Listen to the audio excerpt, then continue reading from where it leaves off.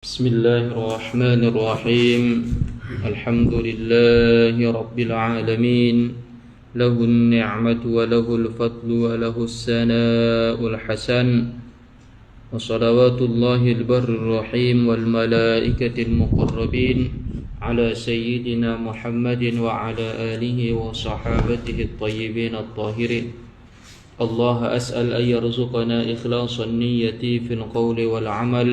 رب اشرح لي صدري ويسر لي أمري واحلل عقدة من لساني يفقهوا قولي. اللهم فقهنا في الدين. اللهم افتح علينا فتوح العارفين.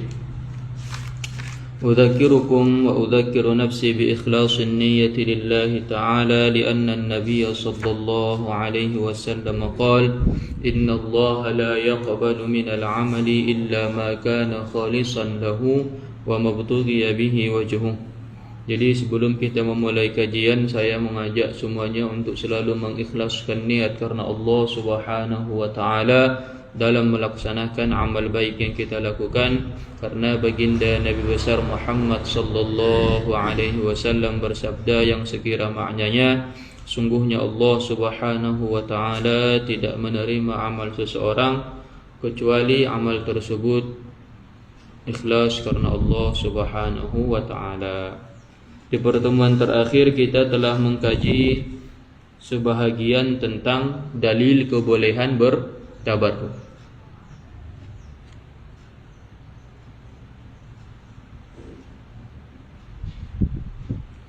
Qala al-muallif rahimahullah, Sa'ala Abdullah abahu Ahmad ibn Hanbal. Sa'ala Abdullah abahu Ahmad ibn Hanbalin. Bertanya Abdullah kepada ayahnya. Bertanya Abdullah kepada ayahnya,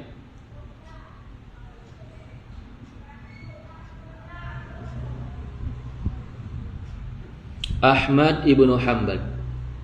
Jadi ini adalah pendiri mazhab Ahmad ibnu Hanbal, pendiri mazhab Hanbaliyah, yang orang-orang Wahabi mereka intisab kepada mazhab ini.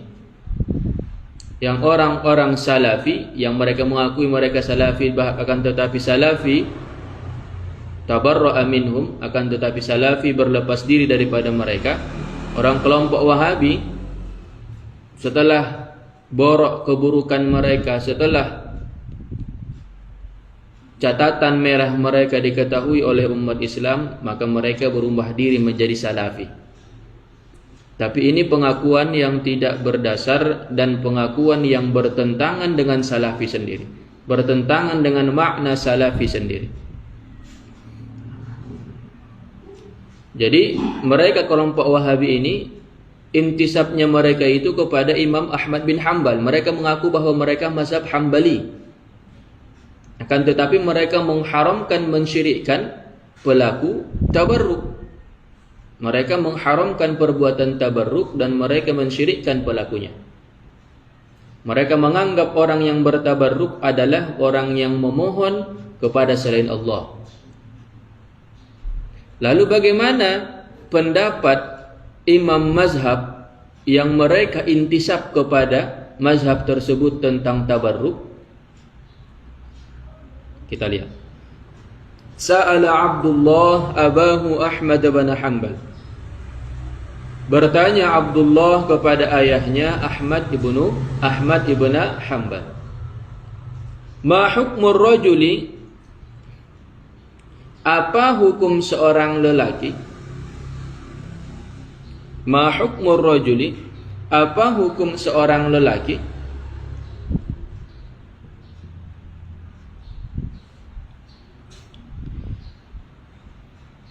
Yamassu mimbaran nabi littabarruk.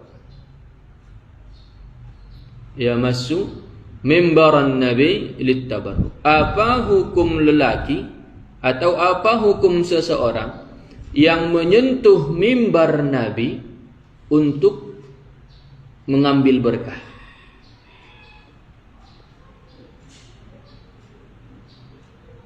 untuk mengambil berkah. Littabarruk. Jadi ini pertanyaan Abdullah kepada ayahnya. Siapa ayahnya? Ahmad ibnu Hanbal.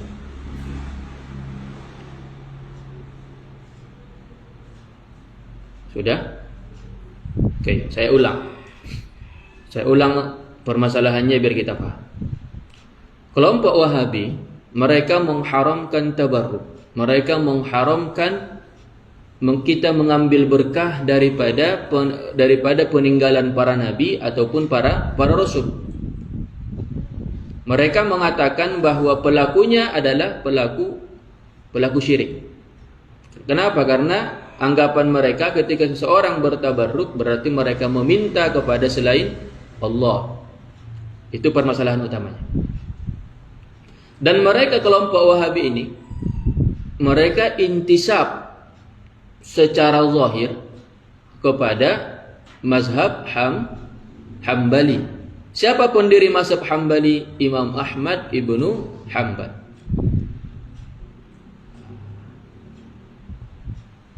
Maka kita tanya, bagaimana pendapat imam mazhab, yaitu Imam Ahmad bin Hanbal, tentang masalah tabarruk?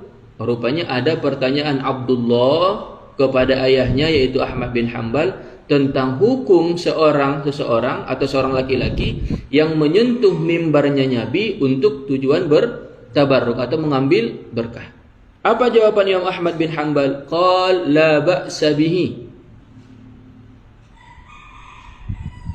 Qala la ba'sa bihi. Apa artinya? Berkata Imam Ahmad bin Hanbal, qala la ba'sa bihi, tidak mengapa. Berarti artinya boleh.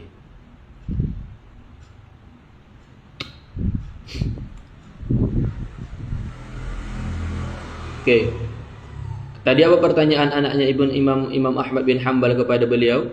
Apa hukumnya seseorang menyentuh mimbarnya Nabi dengan tujuan bertabarruk? Apa jawaban Imam Ahmad bin Hanbal? La ba'sa bihi. Tidak masalah, tidak apa-apa. Berarti artinya apa?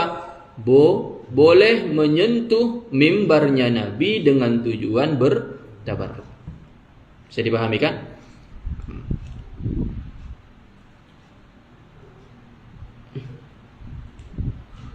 Dzukira fi kitabihi Al-Ilali wa Ma'rifatir Rijal. Disebutkan di dalam kitabnya yang bernama Al-Ilal wa Ma'rifatir Rijal. Dzukira fi kitabihi Al-Ilal wa Ma'rifatir Rijal.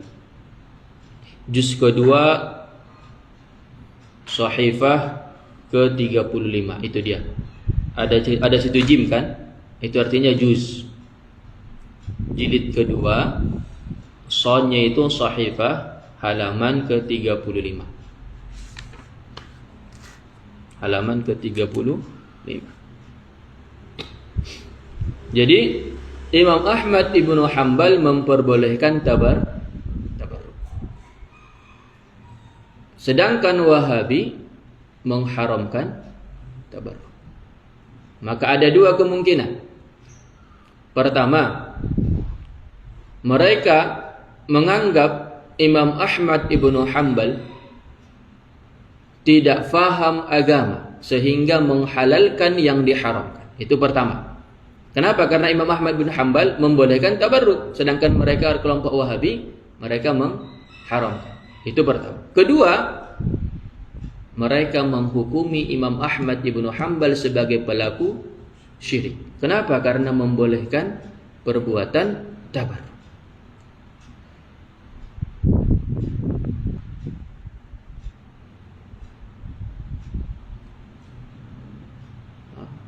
Lalu melebar lagi permasalahan, bagaimana status mereka yang mereka menyandarkan diri kepada mazhab Hambali? Kalau seandainya memang mereka betul-betul intisab mengikut kepada mazhab Hambali, bagaimana mungkin mereka mensyirikkan pendiri mazhab Hambali? Berarti pengakuan mereka bahwa mereka mengikut kepada mazhab Hambali adalah pengakuan yang palsu. Kalau seandainya memang betul-betul mereka mengikut kepada mazhab Hambali, kepada mazhab Imam Ahmad ibnu Hanbal, mestinya mereka mengikuti fatwa daripada Imam Ahmad bin Hanbal yang memperbolehkan tabarruk. Tapi apa nyatanya? Mereka mensyirikkan ataupun mereka mengharamkan perbuatan tersebut. Berarti apa? Pengakuan mereka bahwa mereka ikut kepada mazhab Imam Ahmad bin Hanbal adalah pengakuan dusta. Jadi pahami kan?